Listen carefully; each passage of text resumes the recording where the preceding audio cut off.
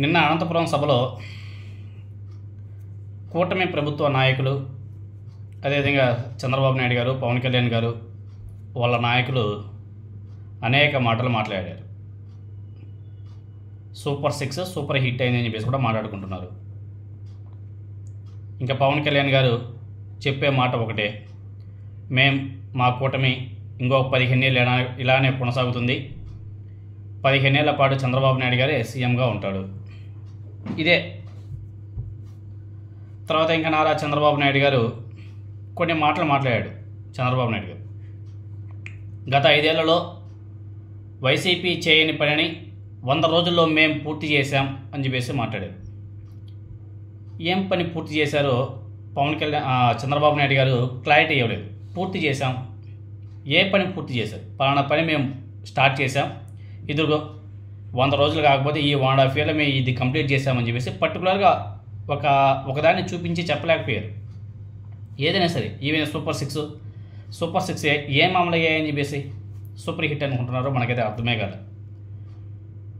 For example, గత 5 ఏళ్లలో జగన్మోహన్ రెడ్డి గారు ముఖ్యమంత్రిగా ఉన్నప్పుడు 17 మెడికల్ కాలేజీలు మొదలుపెట్టి 17 మెడికల్ కాలేజీలకు కేంద్రం నుంచి అనుమతులు తీసుకువచ్చి కన్స్ట్రక్షన్ మొదలుపెట్టి 7 మెడికల్ కాలేజీని పూర్తి కూడా చేసేశాడు. మిగిలిన 10 ఏవైతే ఉన్నాయో మెడికల్ కాలేజ్ కన్స్ట్రక్షన్ ఉందో వాటిని కూటమి ప్రభుత్వం ప్రైవేట్ పరం చేయడానికి సిద్ధమవుతుంది. ఇది వీళ్ళు చేసినటువంటి ఘనకార్యం. అదేవిధంగా గత 5 ఏళ్లలో జగన్మోహన్ రెడ్డి గారు ముఖ్యమంత్రిగా ఉన్నప్పుడు ఆయన పీరియడ్లో 2 years కోవిడ్ తీసేసిన తర్వాత మిగిలింది 3 సంవత్సరాలు. ఆ 3 సంవత్సరాల్లో జగన్మోహన్ రెడ్డి గారు చేసినటువంటి రాష్ట్ర అప్పు 3.32 లక్షల కోట్లు, అంటే 3 లక్షల కోట్లు అప్రాక్సిమేట్లీగా. 5 ఏళ్లకు సంబంధించి జగన్మోహన్ రెడ్డి గారు చేసింది 3 లక్షల కోట్లు అయితే, ఈ కూటమి ప్రభుత్వం అధికారం చేపట్టినప్పటి నుంచి ఈ 13-14 నెలల కాలంలోనే అప్రాక్సిమేట్గా 2 లక్షల కోట్లకు పైగానే అప్పు చేశారు.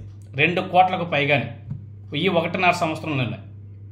ఇంకా 3.5 సంవత్సరం బాకీ ఉంది. 1.5 సంవత్సరంలో 2 లక్షల కోట్లు అప్పు చేస్తే ఇంకా 3.5 సంవత్సరం ఇంక ఎన్ని లక్షల కోట్లు అప్పు చేస్తారో మీరు అందరూ కూడా ఒకసారి ఆలోచన చేసుకోవచ్చు.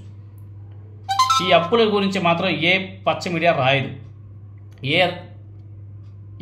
ఏ ఉంటారు కదా కొంతమంది, వాళ్ళు ఎవరు కూడా ప్రశ్నించరు. మన జయప్రకాష్ నారాయణ లాంటి వ్యక్తులు కూడా ప్రశ్నించరు. అదేందో మనకైతే అర్థం కాదు. సరే పోనీ, ఈ 2 లక్షల కోట్లు అప్పు చేశారు కదా, ఈ 2 లక్షల కోట్ల అప్పు చేసినటువంటి డబ్బుల్ని ఎక్కడ ఇన్వెస్ట్మెంట్ చేశారు, ఎవరికి ఇచ్చారు, ఏమైనా సరే కన్స్ట్రక్షన్ చేశారా, ఏమైనా నడుస్తున్నాయా అంటే అవన్నీ కూడా గాల్లో మేడలే. జగన్మోహన్ రెడ్డి గారు చేసినటువంటి 3 లక్షల కోట్ల అప్పుకి బిల్డింగ్ కనిపిస్తున్నాయి, సచివాలయాలు కనిపిస్తున్నాయి, మెడికల్ కాలేజీలు కనిపిస్తున్నాయి, అదేవిధంగా మిగతా సంక్షేమ పథకాలు చాలా స్పష్టంగా కళ్ళ ముందే కనబడుతున్నాయి. కానీ చంద్రబాబు నాయుడు గారు చేసినటువంటి ఈ 2 లక్షల కోట్ల అప్పు డబ్బులు ఏమయ్యాయి అనేసి ప్రతి ఒక్కరు కూడా ఆలోచన చేస్తున్నారు.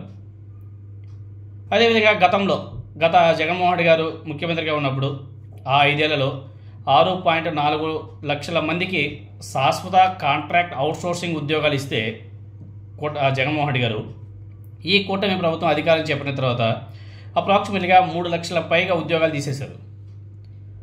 తీసేశారు. ఇంకా వాలంటీర్లో 2.6 లక్షల మంది, 17,000 రేషన్ వాహన డ్రైవర్లు, 15,000 మంది బేవరేజెస్ కార్పొరేషన్లో పనిచేసేవాళ్ళు, ఇలా ఫైబర్ నెట్లో తీసేశారు. ఇలా అనేక సంస్థల్లో కాంట్రాక్టర్ అవుట్సోర్సింగ్లో పనిచేస్తున్న వ్యక్తులందరూ కూడా తీసి పడేశారు.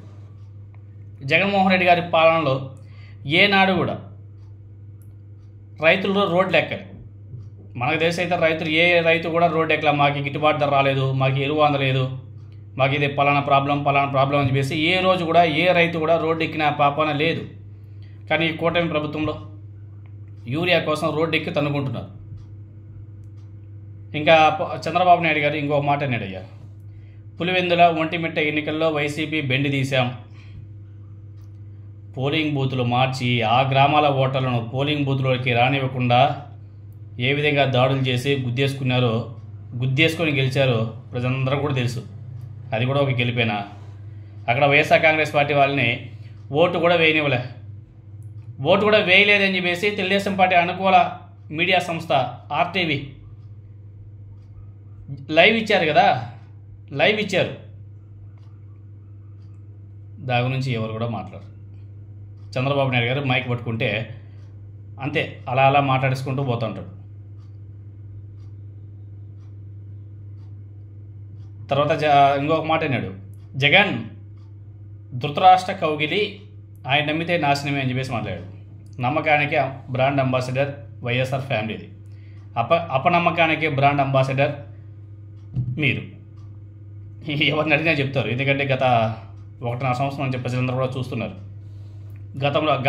గత చరిత్ర కూడా ఒకసారి మనం పరిశీలన చేస్తే చంద్రబాబు నాయుడు గారిని కౌలిగించుకోండి, ఎన్టీ రామారావు గారు ఏమయ్యాడు, హరికృష్ణ గారు ఏమయ్యారు, దగ్గుబాటి గారు ఏమయ్యారు, నారా రామ్మూర్తి నాయుడు గారి పరిస్థితి ఏమైంది, ఇవన్నీ కూడా జనాలకు తెలియదా? వాటిని కప్పిపుచ్చాలని చెప్పేసే కదా మీరు మీ మీడియా సంస్థ ద్వారా మిమ్మల్ని జాకీలు పెట్టి లేపుకుంటున్నారు. తర్వాత సోషల్ మీడియా గురించి కూడా చంద్రబాబు నాయుడు గారు మాట్లాడారు. సోషల్ మీడియాలో అసభ్య పోస్ట్ పెట్టిన 10 నిమిషాల్లో పోలీసులు మీ ఇంటి ముందర ఉంటారని చెప్పేసి కూడా మాట్లాడారు. చాలా గొప్ప విషయమే. ఎవరైతే సోషల్ మీడియాలో అసభ్యకరంగా బూతులతో మాట్లాడతారో వాళ్ళ మీద చర్యలు తీసుకోవడంలో ఎటువంటి తప్పేలే. మరి అది జనసేన తెలుగుదేశం పార్టీకి కూడా ఆ రూల్ వర్తిస్తుంది అనుకుంటాం. రూల్ పెడితే అందరికీ వర్తించాలి కదా. అంటే ఈ రూల్ నుంచి తెలుగుదేశం పార్టీకి, జనసేనకి, బీజేపీకి ఏమైనా సరే ఎగ్జామ్షన్ ఏమైనా ఇచ్చారా? వాళ్ళు పెట్టే బూతులు, వాళ్ళు పెట్టే ఎడిటింగ్ వీడియోలు, వాళ్ళు పెట్టే ఎడిటింగ్ ఫోటోలు, ఈవెన్ నారా లోకేష్ గారు తెలుగుదేశం పార్టీ అఫీషియల్ అకౌంట్లో కూడా ఎడిటెడ్ ఫోటోలు పెట్టి సంతృప్తి పొందుతున్నారు. జగన్మోహన్ రెడ్డి గారి ఫోటోకి ఒక గొడ్డలిని యాడ్ చేసి సోషల్ మీడియాలో పోస్ట్ చేస్తున్నాం తెలుగుదేశం పార్టీ అఫీషియల్ అకౌంట్లోనే. మళ్ళీ వాటికి వర్తించదయ్యా ఈ రూలు. ఓన్లీ వైసీపీకి మాత్రమే వర్తిస్తుంది. ఇది ఎక్కడ రూలో మనకైతే అర్థం కావడంలా. తర్వాత అసెంబ్లీ గురించి కూడా మాట్లాడారు చంద్రబాబు నాయుడు గారు. ఈ వీడియో కొంచెం పెద్దదిగా ఉంటుంది, చూడండి. అసెంబ్లీలోకి రాని వ్యక్తులు రాజకీయాలకు అర్హులా అని చెప్పేసి చంద్రబాబు నాయుడు గారు ఆ సభలో మాట. చంద్రబాబు నాయుడు గారు మనం అసెంబ్లీ గురించి మాట్లాడేటప్పుడు గత చరిత్ర కూడా ఒకసారి మనం పరిశీలన చేసుకోవాలి. మీరు 2021 నవంబర్ 19వ తేదీ, ఐ థింక్ కరెక్ట్ డేట్ అనుకుంటా, నవంబర్ 19 నుంచి అసెంబ్లీని బహిష్కరించి 2.5 ఏళ్లకు పైగా, అంటే అప్రాక్సిమేట్లీగా 31 నెలలు అసెంబ్లీకి రాలేదు కదా. వీటినన్నిటి కూడా ఎట్లా మర్చిపోతారు ప్రజలు? అంటే ప్రజలు వీటిని మర్చిపోయేలా చేద్దామని చెప్పేసి మీరు అలా మాట్లాడుతుంటే వీటన్నిటిని కూడా వైసీపీ వాళ్ళు మళ్ళీ ఆల్రెడీ సోషల్ మీడియాలో పోస్టులు చేస్తున్నారు. మీరు చేసినటువంటి వాటినన్నిటిని కూడా వాళ్ళు రైట్ చేస్తున్నారు. ఇవన్నీ కూడా మళ్ళీ ప్రజల్లోకి వెళ్తాయి కదా. కాబట్టి ఇవేవి కూడా మాట్లాడకుండా మనం అధికారం, ఇదిగో మాకు ఈ అధికారం ఇచ్చారు, ఈ 15 నెలల కాలంలో మేము ఈ అభివృద్ధి చేసాం, ఇదిగో ఇంత డబ్బులు ఖర్చు పెట్టాం, ఇదిగో ఇలా చేసామని చెప్పేసి చెప్పుకోవాలి తప్ప గత చరిత్ర, జగన్ నామ స్మరణ లేనిది ఏ మీటింగు జరగదు, ఏ క్యాబినెట్ మీటింగ్ జరగదు, ఏ బహిరంగ సభలో జరగవు. ఇంకా ఎల్లో మీడియాలో అయితే జగన్నామ స్మరణ లేనిదే అసలు ఇంకా వాళ్ళ డిబేట్లు నడవవు, వాళ్ళ వార్తా ఛానల్ కూడా నడవు. ఆ విధంగా అయిపోయింది పరిస్థితి.